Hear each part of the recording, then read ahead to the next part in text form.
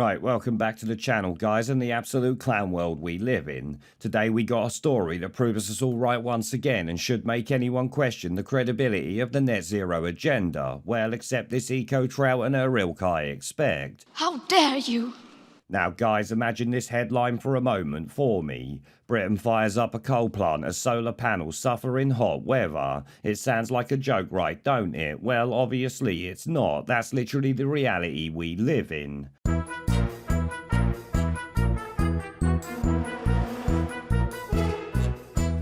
Yep, that's a real headline and had me howling when I see it, because not only does it make the whole thing look stupid, it's actually impossible for them to argue out of. I mean, it's mind-boggling how solar panels designed to harness the power of the sun take a big fat shit when the sun actually comes out. It's as if they've been made to be basically useless, or the people making them didn't understand material sciences. You can take your pick which one you think it is. But remember, it's not just the solar panels that have their quirks or anything like that, is it? Wind turbines are equally useless because they only work when the wind blows in the right way and at the right speeds last I checked. Me personally, I think it's all done by design, because there's no way both flagship net zero capture devices are basically useless by chance, is there? Oh, and here the Telegraph actually shed some light on the issues with it and what I'm saying. It states solar panels are tested at a benchmark temperature of 25 degrees Celsius. However, as the article explains, for every degree rise in temperature above this level, the efficiency of the panel drops by 0.5 percentage points. You what?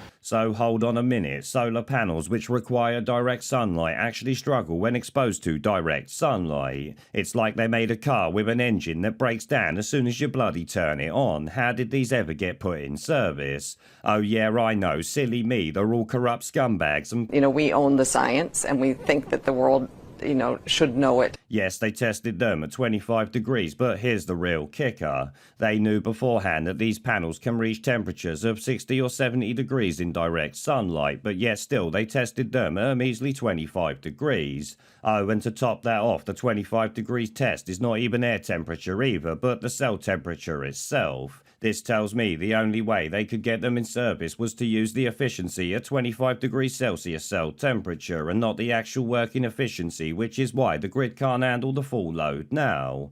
Oh, and for those who don't know, it's actually nearby to these things that the media often get our daily highest temperature readings from. Well, that or from airport runways anyway. Whichever one is higher, they generally use to further the climate con that little bit more. I'm going to bring you a little bit of breaking news. This is all centred around the weather, because we've been talking about how it's expected to exceed 30 degrees. Well, it has, and that happened at 11:47. It was in Heathrow, Greater London, and it was 30.5 degrees Celsius, so pretty hot there.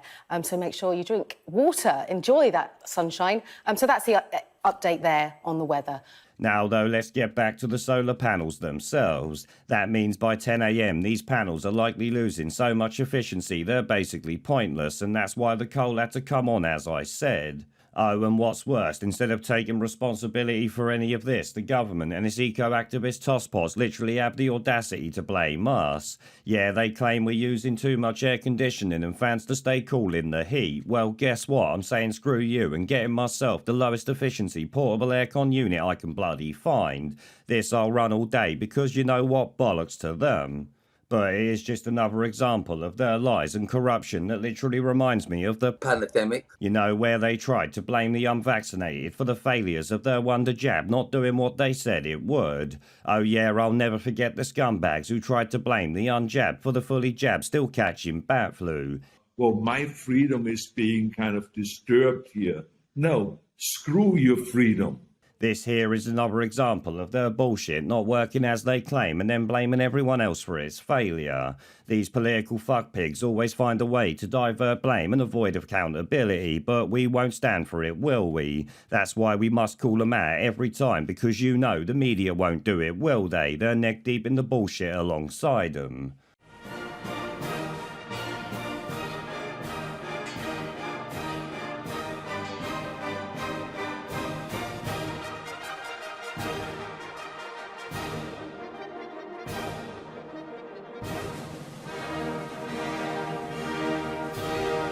Where